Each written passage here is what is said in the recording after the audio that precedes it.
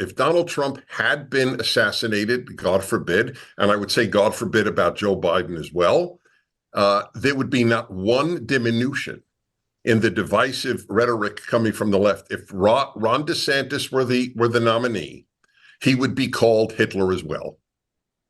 So, Dennis, to be clear, you're saying you just disagree. You agree with Stephen that there is a difference in terms of violent rhetoric and incitement to violence from left and right, but you believe it is the left that has been inciting the violence, not the right.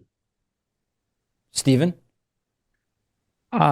It's just a deeply unserious opinion. There's no way to factually engage with that. Donald Trump is literally known in the entire world as being the guy that makes fun of people. He literally is the guy that gives nicknames, divisive nicknames or derogatory nicknames to his political opponents.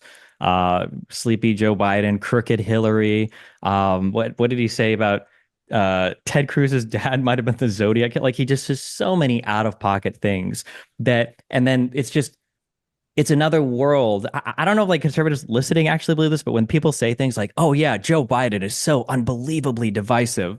Really? Joe Biden, the guy that gets on stage and that we've seen has trouble stringing together sentences. This is the insanely divisive president of fiery rhetoric. When he gets on stage and he's like, MAGA Americans. And when I say MAGA, I don't mean everybody. I just mean the ones that deny the election, right? This is the guy that's insanely divisive. But when Trump says things like, well, there was the Second Amendment, they're coming for that and we can't do anything about it. Well, maybe the Second Amendment people, can, and everybody laughs. But when Joe Biden in a private meeting to donors says, we need to put a bullseye on Donald Trump, that's violent rhetoric. Give me a break. That's just what about that, Dennis? Opinion. I mean, what you mentioned the reference to white nationalism or white supremacy in Joe Biden's inauguration speech, but what else has Joe Biden done in your view to incite violence?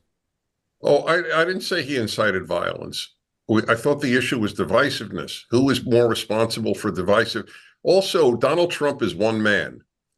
Calling people Sleepy Joe or Little Marco is not in the same moral ballpark as calling people Nazis and depicting your opponent as New Republic in its last issue painted Donald Trump as Hitler. The staggering amount of lies. It's the whole left world. Donald Trump is one man. The whole left is filled with hate. The lie that Donald Trump said that there were fine people who were Nazis in Charlottesville. Even Snopes, which is left of center, in its fact-checking said it was false that he ever said that the Nazis in Charlottesville were fine people. He wasn't referring to them. The New York Times continues that lie to today. Joe Biden said that's the reason he ran for president. Because of that horrific statement. The lying from the left and lying of smearing. This is not just Donald Trump. This is not just Joe Biden. The left smears. That's what they do. When I spoke at Arizona State University a year and a half ago, 34 professors of the 42 at the college that I spoke to at Arizona State said people should not attend because I am a bigot and a homophobe and an Islamophobe and a racist and a this. That's all they do. I invited all of them onto my radio show.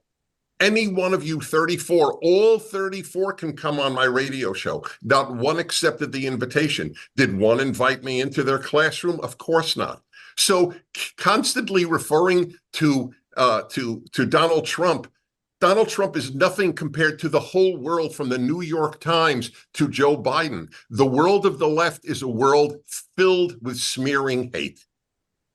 Stephen, let me give you the last word on this before we move on. Yeah, I mean, if Biden was invited to speak about a particular BLM riot and Biden would have ever uttered the words Antifa, stand back and stand by, like Donald Trump said for Proud Boys, stand back and stand by, I think that the conservative sphere of media would have erupted in anger.